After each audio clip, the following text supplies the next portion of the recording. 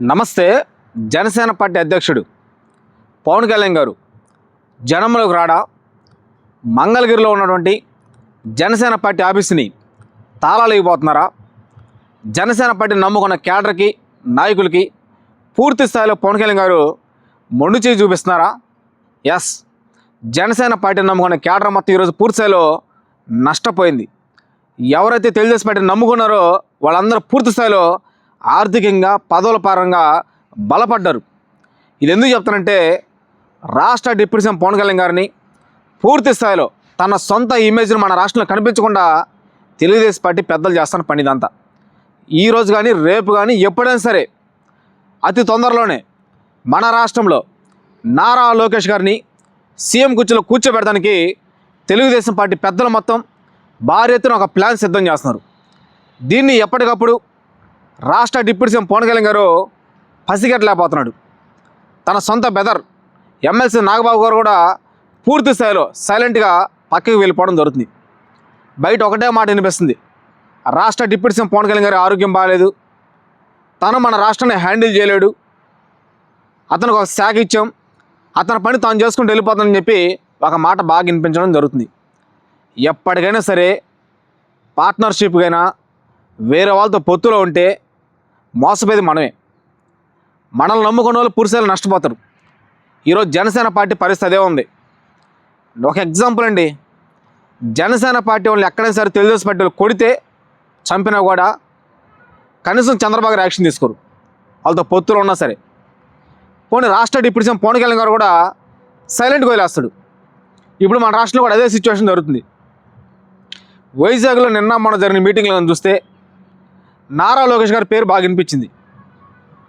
కనీసం రాష్ట్ర deputy CM గారి ఫోటో లేదు, రాష్ట్ర డిప్యూటీ సీఎం గారికి ఆహ్వానం లేదు.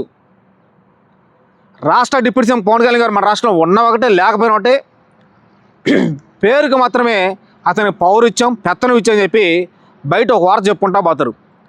ఎక్కడ కూడా రాష్ట్ర డిప్యూటీ సీఎం పవన్ కళ్యాణ్ గారి పేరు కనిపించదు, అతని వాయిస్ వినిపించదు.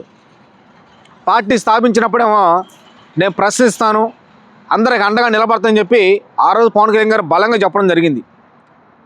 ఈరోజు పవన్ కళ్యాణ్ గారు సొంత గ్రాఫ్ ఒక్కసారిగా కుప్పగూలిపోయింది. కనీసం పవన్ కళ్యాణ్ గారు నమ్ముకున్న సరైన క్యాడర్ ఉంది. అతని తరపున మినిస్టర్ అయిన వాళ్ళు అవ్వచ్చు, ఎమ్మెల్యే అయినవచ్చు, పార్లమెంటుకు వెళ్ళిన వాళ్ళు అయినవచ్చు, ఎవరు కూడా మా పవన్ కళ్యాణ్ గారికి అన్యాయం జరుగుతుంది, ఎందుకు మా జనసేన పార్టీని పక్కన పెడుతున్నారు, మమ్మల్ని గుర్తించండి అని చెప్పి వాళ్ళు కూడా గట్టిగా మాట్లాడిన పరిస్థితులు ఉన్నారు. ఎక్కువ మాట్లాడితే బయటికి పంపిస్తారు కూడా. ఒకటే మాట చెప్పుకోవాలండి, ఈరోజు మన రాష్ట్రంలో పరిస్థితి కూడా సేమ్ ఇదే ఉంది. జనసేన పార్టీని నమ్ముకో, నీ దగ్గర ఉన్న ఆస్తి మొత్తం అమ్ముకో. ఎక్కడైనా సరే జనసేన పార్టీకి సంబంధించినటువంటి కార్యకర్తలకైనా, నాయకులకైనా మాకు ఆ పదవి ఇవ్వండి, మేము కష్టపడి పనిచేసాం, మా కేడర్ని గుర్తుపట్టండి, గుర్తించండి అని చెప్పి ఎందుకు పవన్ కళ్యాణ్ గారు గట్టిగా మాట్లాడలేకపోతున్నాడు? ఈరోజు నారా లోకేష్ గారిని సీఎం కుర్చీలో కూర్చోబెడతానికి చంద్రబాబు గారు ఢిల్లీ ఉన్న పెద్దలతో కూడా మంతనాలు జరిపించడం జరుగుతుంది. కనీసం రాష్ట్ర డిప్యూటీ సీఎం పవన్ కళ్యాణ్ గారు వాళ్ళు ఏమన్నా చేసుకొని, నాకు డిప్యూటీ సీఎం పదవి ఇచ్చారు, నేను ఎటు పోతాను, నాకు ఎస్కార్ట్ ఉంది, ఇంకా 3 సంవత్సరాలు అధికారులు ఉంటాం, హ్యాపీగా ఎంజాయ్ చేసుకుంటూ తిరగచ్చు, ఏదో కారణం చెప్పుకొని హైదరాబాద్లోనో లేదంటే విదేశీ వెళ్ళిపోయి హ్యాపీగా రెస్ట్ తీసుకుంటే వాళ్ళే బాధ్యతలు మొత్తం తీసుకుంటారని చెప్పి రాష్ట్ర డిప్యూటీ సీఎం గారు ఊహించుకొని పక్క వెళ్ళిపోవడం జరుగుతుంది. దయచేసి జనసేన పార్టీ కేడర్ నేను ఒకటి చెబుతున్నా, నాయకుడి మీదైనా, హీరో పవన్ కళ్యాణ్ గారి మీదైనా ఎంతవరకు అభిమానం చూపించాలో అంతవరకు చూపించండి. అనవసరంగా మీరు ఎక్కువ పూసుకుంటే మటుకి పూర్తి స్థాయిలో రేపు పొద్దున్న నష్టపోయేది మీరే. రేపు పొద్దున్న నారా లోకేష్ గారు సీఎం కుర్చీ కానీ ఎక్కితే జనసేన పార్టీని పూర్తి స్థాయిలో మన రాష్ట్రంలో కనిపించకుండా చేస్తారు. ఇది వాస్తవం. ఎక్కడైతే నారా లోకేష్ గారు యోగాలో ఒక పాదయాత్ర చేశాడు, ఆ సమయంలో తెలుగుదేశం పార్టీకి మంచి గ్రాఫ్ వచ్చింది. నారా లోకేష్ గారు మంచిగా కష్టపడి తన సొంత క్యాడర్ని ప్రిపేర్ చేసుకున్న రోజు అదే వర్గం 24 అసెంబ్లీ ఎన్నికల్లో కూటమి పార్టీకి అనుకూలంగా పనిచేసింది. మరీ ముఖ్యంగా బీజేపీ వాళ్ళు కూడా జనసేన పార్టీ కంటే తెలుగుదేశం పార్టీకి ఎక్కువ ఇంపార్టెంట్ ఇస్తున్నారు. ఇక్కడ జనసేన పార్టీ అన్ని జిల్లాల్లో లేదు, రాష్ట్ర వ్యాప్తంగా బలంగా ఉందంటే చెప్పుకోదగ్గంత కేడర్ కూడా లేదు.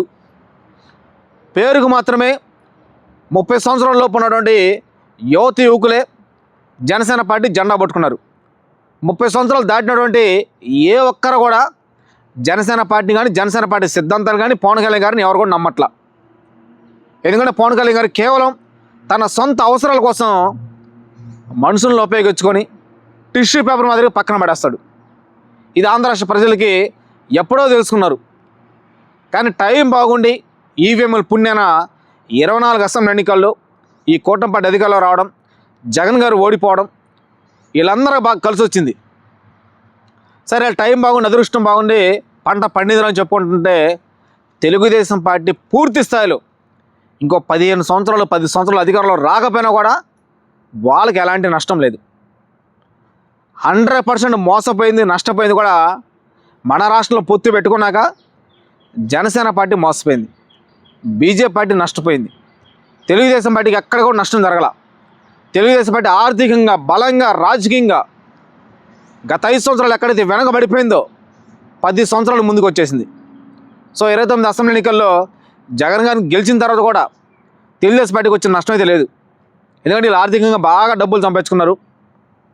హ్యాపీగా రేపొద్దున మన రాష్ట్రంలో ఉండకుండా పక్క రాష్ట్రంలో లేదా విదేశాలు వెళ్ళిపోయి అక్కడ ఏదైనా బిజినెస్ చేసుకుని వీళ్ళు జీవనం సాగిస్తారు. దయచేసి జనసేన పార్టీ క్యాడర్ నేను ఒకటే చెబుతున్నా, మీరు ఎక్కడైతే ఓవర్గా పవన్ కళ్యాణ్ గారి మీద నమ్మకం పెట్టుకున్నారో వాటిని తగ్గించుకొని ఇప్పుడున్న అవకాశాన్ని చాలా జాగ్రత్తగా ఉపయోగించుకొని ఒకటే ఛాయిస్ మీకు, వైసీపీ పార్టీలోకి వెళ్ళిపోవడమా లేదా తెలుగుదేశం పార్టీలోకి వెళ్ళిపోవడమా లేదంటే సెంట్రల్లో ఉన్న బీజేపీ పార్టీలో చేరడమా. ఈ మూడిట్లో ఒకటి నిర్ణయించుకోండి. మేము ఇంకా ఆ పక్కనే ఉంటాం, ఆ జెండా మోస్తాం, పవన్ కళ్యాణ్ గారు జెండా కొడతామంటే ఇక అవన్నీ కుదరవు, మీ ఆటలు కూడా సాగవు. నారా లోకేష్ గారు పూర్తి స్థాయిలో మన రాష్ట్రంలో సరైన నిర్ణయం తీసుకొని జనసేన పార్టీని ఒక దెబ్బ కొడటానికి తెలుగుదేశం పార్టీ క్యాడర్ మొత్తం ఈరోజు మన రాష్ట్రంలో కంకణం కట్టుకొని ముందుకు రావడం జరుగుతుంది. నేను నారా లోకేష్ గారు కూడా ఒక రిక్వెస్ట్ చేస్తున్నా, బాధ్యత గల పదవులు ఉన్నప్పుడు మీరు రాష్ట్రంలో ఏం జరుగుతున్నా సరే పట్టించుకోవాల్సిన బాధ్యత మీది, స్పందించాల్సిన హక్కు మీకుంది. మీరు నిర్లక్ష్యంగా మాకు పట్టింది కాదులే అన్ని అధికారులు చూసుకుంటారు, ఎక్కడెక్కడ సద్దు మణుగుతున్నాయి, సో ఈ రోజున్న క్యాడర్ రేపు పొద్దున కూడా మనతో ఉంటారని చెప్పి ఒక భ్రమలో కానీ ఇంకా ఆశలు పెట్టుకొని పగటకెళ్ళగంట మటుకి అవన్నీ మన రాష్ట్రంలో కుదరవు. జగన్మోహన్ రెడ్డి గారు ఎప్పటికప్పుడు మీరు చేస్తున్న తప్పుల్ని ఆంధ్ర రాష్ట్ర ప్రజల ముందు చూపిస్తూ మీ ప్రభుత్వాన్ని మిమ్మల్ని ఎండగడుతూ మన రాష్ట్రంలో దూసుకుని పోవడం జరుగుతుంది. ఇప్పుడు నారా లోకేష్ గారు సీఎం కుర్చీలో కూర్చున్నా సరే 29లో జగన్మోహన్ రెడ్డి గారిని ఎదుర్కోవడం అనేది నారా లోకేష్ గారికి వల్ల సాధ్యం కాని పని. జనసేన పార్టీని మన రాష్ట్రం కనిపించకుండా చేయగలడం కానీ జగన్మోహన్ రెడ్డి గారిని నారా లోకేష్ గారు ఎదుర్కోవడం అనేది అతిపెద్ద కష్టం. ఎనీవే జనసేన పార్టీ వాళ్ళు ఎక్కడన్నా తెలుసుకొని జాగ్రత్త పడతారని చెప్పి మా ఛానల్ ద్వారా జనసేన పార్టీ వాళ్ళకి రిక్వెస్ట్ తెలియజేస్తున్నా. Thank you.